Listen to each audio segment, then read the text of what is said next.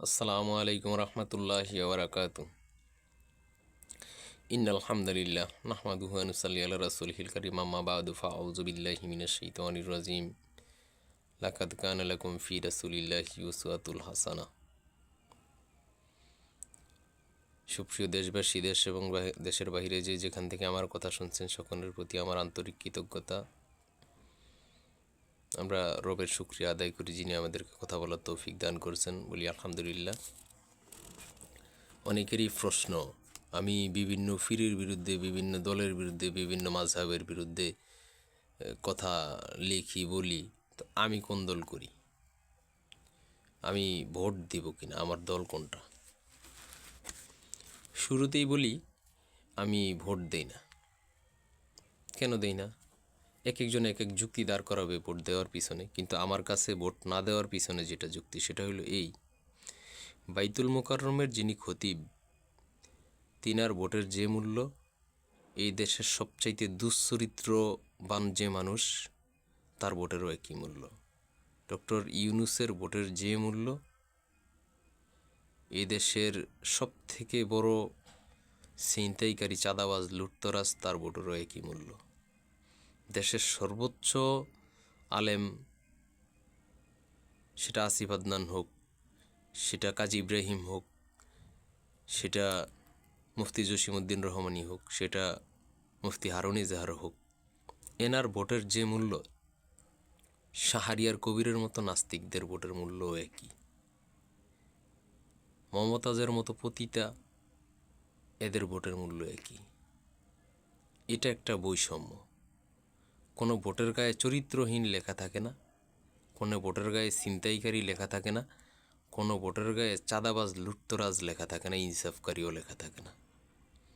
ওসমান হাদির মতো শহীদের ভোটের যে মূল্য হতো, যারা ওসমান হাদিকে হত্যা করছে তার ভোটের মূল্য এক। এটা হলো স্বাভাবিক যুক্তি, এই কারণে আমি ভোট দিই না। কিন্তু এর পিছনেও দলিল আছে, যুক্তি আছে। দলিলটা কি? আপনি যদি সূরা আনআম দেখেন, ওখানে দেখবেন বলা আছে, ইন ইয়াত্তাবিউনা ইল্লা যুন্নাহ।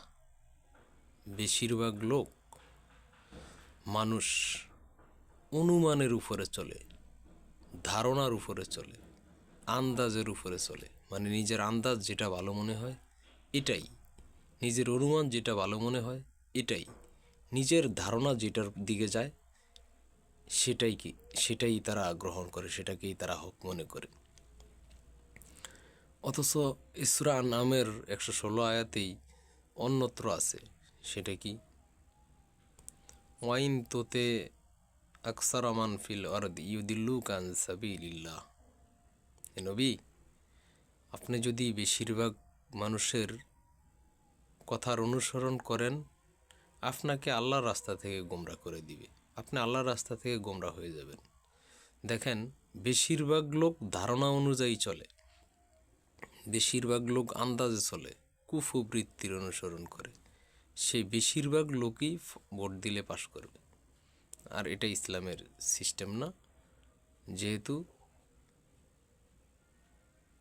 বেশিরভাগ লোকের মতের অনুসরণ করলে দিন থেকে গোমরা হব, এই জন্যে ভোট বেশিরভাগ পাইলেই পাস। বেশিরভাগ লোকের মতে হইল গোমরা হয়, বেশিরভাগ লোকের ভোটেও গোমরাই হবে ইনশাআল্লাহ। এই জন্যে আমি ভোট দিই না। এটা হলো আমার কথা। আমার কোনো রাজনৈতিক দল আছে কিনা, এখন আপনাকে বুঝতে হবে রাজনীতিটা কি। রাজার নীতি প্রণয়ন করার নাম রাজনীতি। এই পৃথিবীর সব রাজার রাজা আল্লাহ। আল্লাহ যে নীতি পছন্দ করেন, সে নীতি প্রণয়নের নাম রাজনীতি। আমি অবশ্যই আল্লাহর দল করি, হিজবুল্লাহ, আল্লাহর দল, রাসূল সাল্লাল্লাহু আলাইহি ওয়াসাল্লামের দল। আমি যে আয়াত তিলাওয়াত করছি, যে লাকাদ কানা লাকুম ফি রাসূলিল্লাহি উসওয়াতুন হাসানাহ, আমি আমার রাসূলের জীবনের মধ্যেই রাখছি তোমাদের জন্য উত্তম আদর্শ। উত্তম আদর্শ যদি রাসূলের জীবনের মধ্যে হয়, তাহলে রাসূল সাল্লাল্লাহু আলাইহি ওয়াসাল্লাম এই ধরনের রাজনীতি, গণভোট এগুলো করেন নাই। সাহাবায়ে কেরাম, সলফে সালেহিনরাও করেন নাই।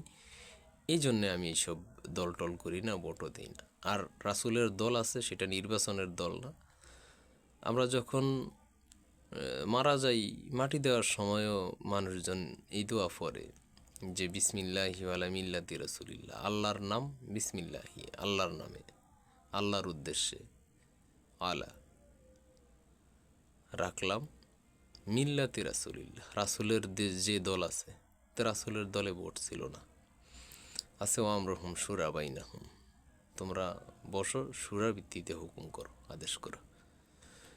তো এই জন্যে আমি কোনো দল করি না, রাজনৈতিক দল নাই আমার। বাংলাদেশে যত গণতান্ত্রিক রাজনৈতিক দল আছে, কোনো দলের সাথে আমার একনিষ্ঠভাবে কোনো সম্পর্ক নাই। আমি ভোট দিই না, ভোট দেওয়া পছন্দও করি না, এটাকে আমি পরিপূর্ণ ইসলামিক মনে করি না। যারা ভোট দেয়, ভোটের রাজনীতি করে, তারা বিভিন্ন যুক্তি দাঁড় করায়, সেটার হিসাব আল্লাহ, তাদের হিসাব তারা আল্লাহর কাছে দিবে।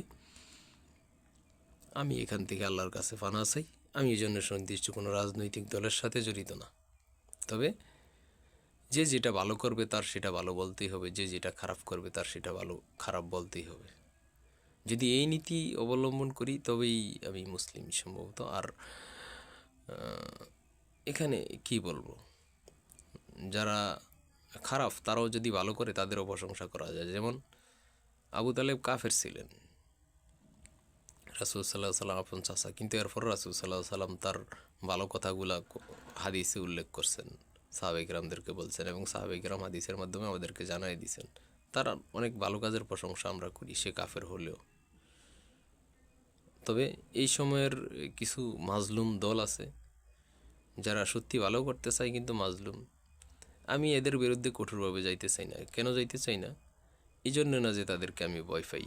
একটা হাদিস আল্লাহ রাসূল সাল্লাল্লাহু আলাইহি সাল্লাম বলছেন, এটা হলো তলহা ইবনে বারা রাদিয়াল্লাহু তাআলা আনহু, মিশকাত শরীফের হাদিস আছে, যে তোমরা মাজলুমের অভিশাপ নিও না, সে যদি কাফেরও হয়। তো এই জন্য যারা এমনিতেই স্বাভাবিকত মাজলুম, তাদের বিরুদ্ধে আমি কথা বলতে চাই না। এখানে রাসূল সাল্লাল্লাহু আলাইহি সাল্লাম বলছে যে এই মাজলুমের অভিশাপ ধ্বংসের কারণ হতে পারে।